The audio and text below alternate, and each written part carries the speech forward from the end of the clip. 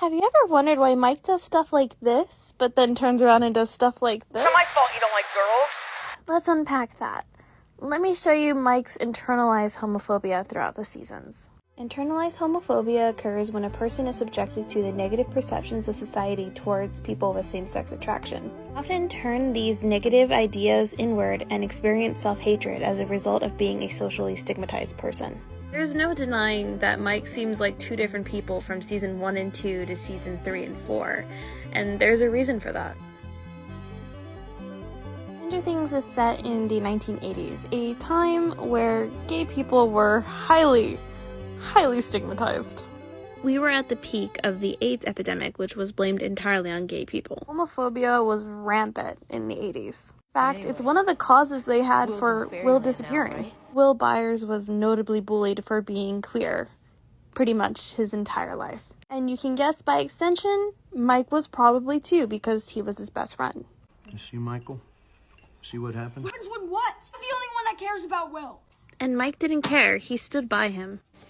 All happy and gay. To the point where he stood up to the biggest bully in his school, knowing full well it wasn't going to end up well for him. You're dead, Wheeler. Our son with a girl? Are you okay? Season 2 is the catalyst for Mike and Will's relationship. Their friendship seems to grow to a crush in this season. Season 2 showed Mike Will, being what's extremely protective over Will. I couldn't find you. Are you hurt? Hold on. I got him. No. We won't let him. And while all the craziness of season 2 happens, Mike promised to go crazy together with Will. Will has this note in his little book. Hey, Will, if we're both going crazy, then we'll go crazy together, right? Yeah. Crazy together. And while Mike encourages Will to be straight, he regrets it. You were busy. Oh yeah, real mature, Lucas. Season 3 is where we really get our first taste of the internalized homophobia that Mike has. From pushing his girlfriend's arms off of him, to staring and blushing at his best friend's lips. This season truly encapsulated Mike's gay awakening. Check out Mike's reaction to the lingerie store versus the men's sauna.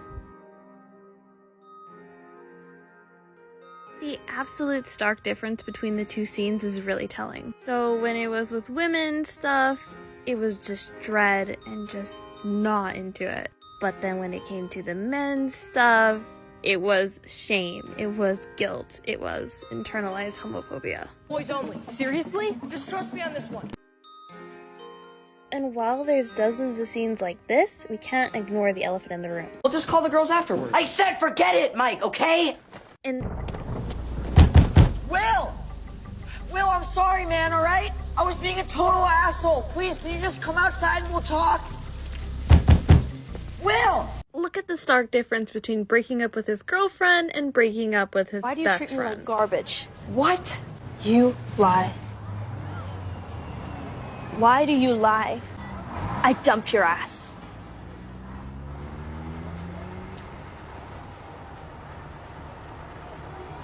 Friendship breakup is literally framed like a romance movie. Think Pride and Prejudice. You can see the devastation on Mike's face. Plus, he bikes across town in a thunderstorm. Versus with Elle, it's more comedic and lighthearted. He just kind of stands there and it's like, the hell just happened? Also, he phrases this very interestingly. Blank makes you crazy. Sometimes I feel like I'm going crazy. Me too. Hey, well, if we're both going crazy, then we'll go crazy together, right? Yeah. Crazy together. Check out his reaction to these two phrases. Girlfriends? No, not girlfriends. Boyfriends. No, not boyfriends either. It's His reaction to girlfriends is pretty neutral. Versus boyfriends, it's erratic rejection. Yeah, why so defensive, Mike? And in the moment that Elle confesses her love for him, he realizes he is gay.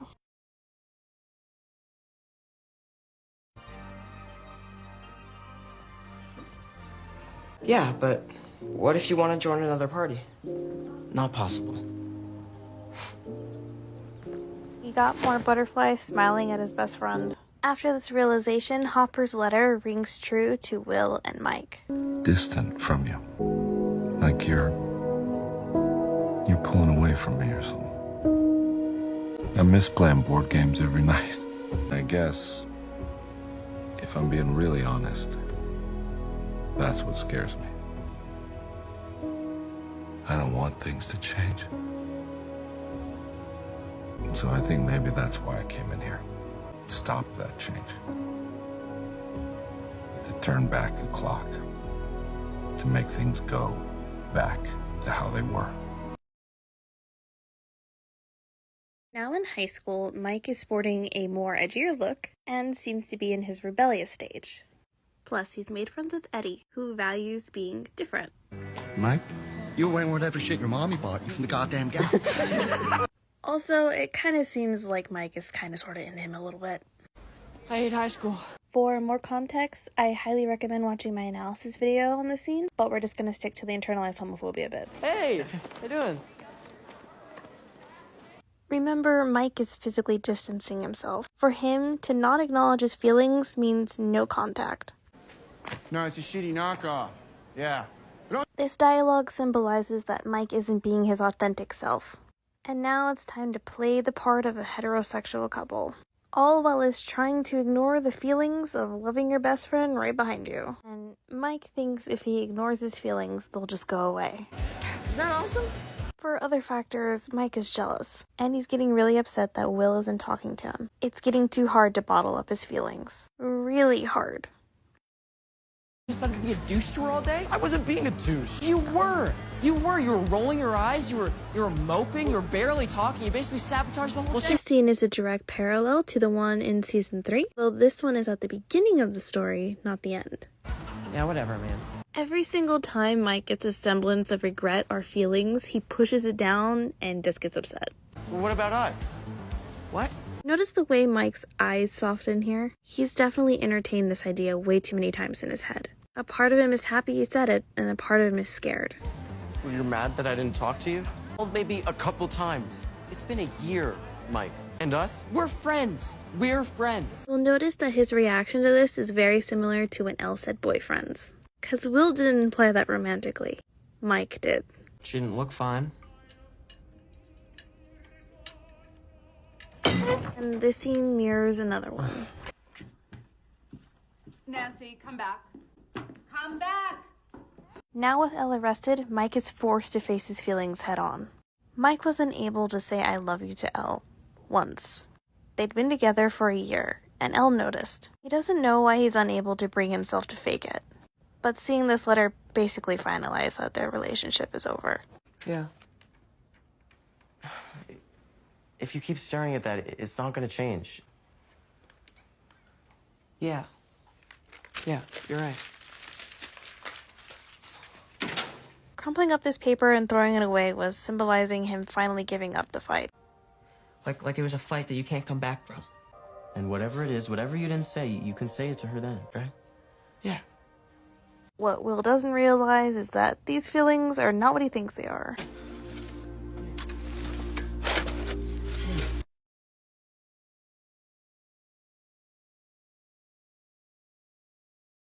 Have it. Mike Wheeler's internalized homophobia throughout the seasons. Can't wait to see how they end this in Volume 2. Ever wonder why Mike acts like this, but then acts like this? Let's go over Mike's internalized homophobia in Season 4. If you haven't already, check out my last Mike's internalized homophobia video.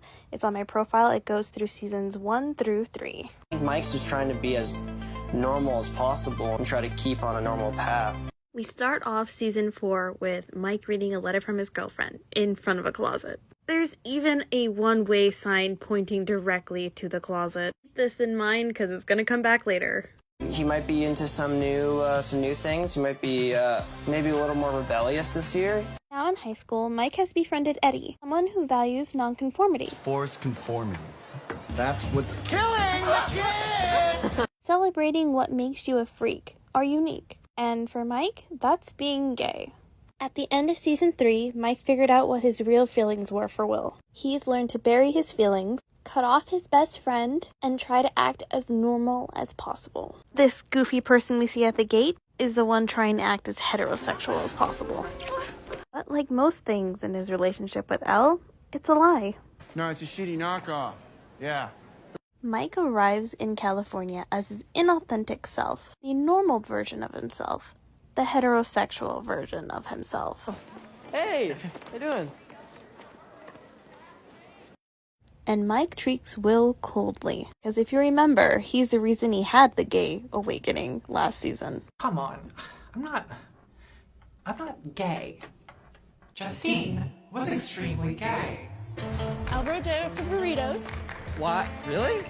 The amount of pained expressions he makes within less than a minute just listening to Elle. Okay, that sounds awesome. Are your friends gonna meet us there? Notice Mike glances back at Will at this moment. You know, Stacy and Angela. Angela. Hello, darkness, my old friend. I go over this a bit more in this analysis video, but basically, Mike's extremely jealous right now. Hey, Will! I want everyone to bear in mind that this season they really try to show Will's point of view of these scenes, but if you pay attention, the reality is a little bit different than what Will sees it as. Bitchin', right? Yeah, bitchin'. Perspective is that these two are just completely ignoring Will, because that's what Will sees in this moment. It's a happy couple. Will misses things like Mike's sudden passive-aggressive behavior towards him. Isn't that awesome? Yeah, mine's better. Huge sign of internalized homophobia is a projection of your own inner anger at the person that you actually like. The blame shifting. Why did you make me like this? Once again, we're being told this story through Will's perspective, but if you look at the background at Mike, it tells a whole nother story. He's lying to you, Mike. Bullshit! No. One thing Mike and Elle have in common is that they both lie a lot. But friends don't lie. Bullshit! No. What the hell? Get out! Once again, another metaphor for the closet, with Will standing literally right outside of it. Not there? No. You should have told me she was having trouble. Well, I didn't know they were gonna be here, Mike. Yeah, but you knew that she was having trouble for like a year. You didn't tell me. I didn't know she was lying to you. Which is why you decided to be a douche to her all day? The absolute jump in logic here is insane, but here's the real reason he's upset. Rolling your eyes, you were moping, you were barely talking, you basically sabotaged the whole thing. You weren't paying attention to me. That's what Mike was upset about. Did we get to see that perspective? No, because we were focused on Will's. She's lying to you, Mike. Straight to your face ever since you got here. Once again, this scene is a callback to the season 3 friendship breakup scene. What about us? What? That reminds me of a dream I had where I was kissing a girl. Good save. And us? We're friends. We're friends. The thing I love about this scene is that Will means this platonically. It's Mike who makes it romantic. Well, we used to be best friends. Well, then maybe you should have reached out more. I don't know. But why is this on me? Why am I the bad guy? Remember when I told you to remember the closets? This is why.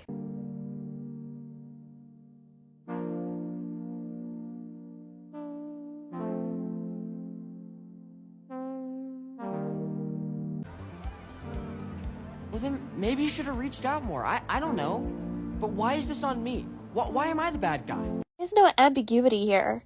This was intentionally named in the closet. If that's not a hint, I don't know what else is, guys. Anyways, let's jump forward a little bit to the next scene.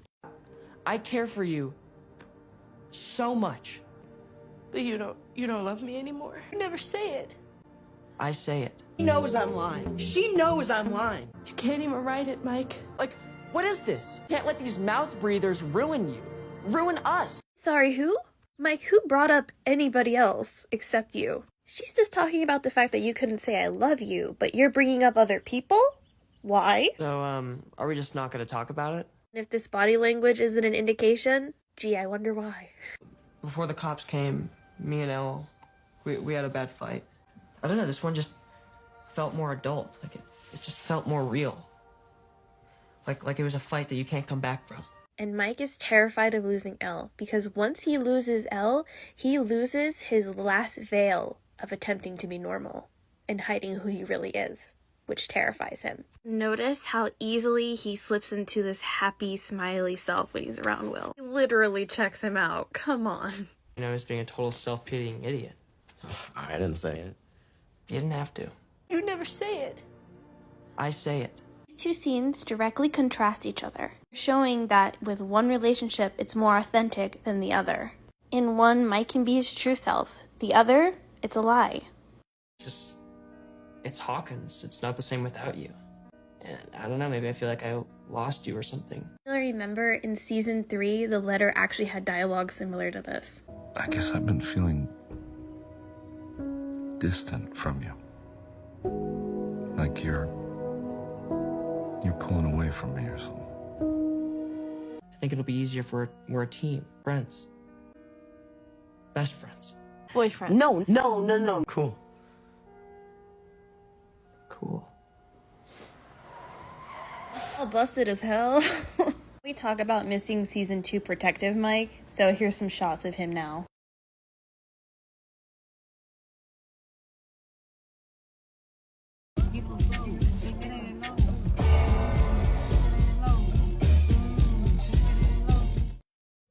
Just say how you really feel. Because what if they don't like the truth? Mike doesn't love Elle, not in the way that she wants. As long as Susie's coordinates are right about another 90 miles, why? We could just play D&D and Nintendo for the rest of our lives. Yeah. This is a callback to Mike's wants in season 3. Hey, what did you think, really? We're just gonna sit in my basement all day and play games for the rest of our lives? So Totally.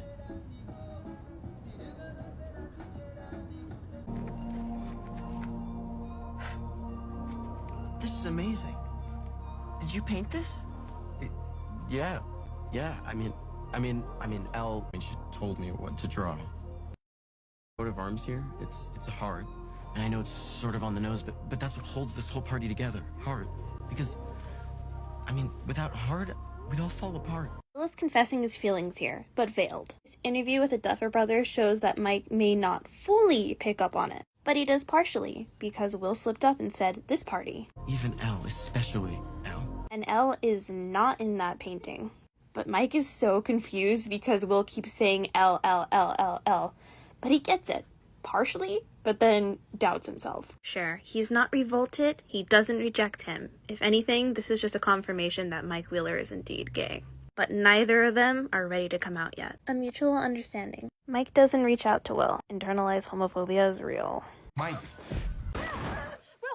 And then Will peer pressures Mike to say I love you to remember save that. Elle. Yes, You're the peer heart. pressures. I love you. Go into depth on all Mike's lies here. I love you with your powers. I love you without your powers. And you're a superhero. Okay, that Superman landed on his doorstep. You're my superhero. You can fly, you can move mountains, I believe that. I really do. Yeah, I really do. Talk to you at all? Not much. Elle saw through that confession. It really was a fight you couldn't come back from. Will is in the light, and Mike is in the dark. One kinda came out, the other one didn't. I'm looking forward to see how they resolve this plotline. Because now that Mike doesn't have his heterosexual shield, he has to confront his feelings. Thank you guys so much for watching.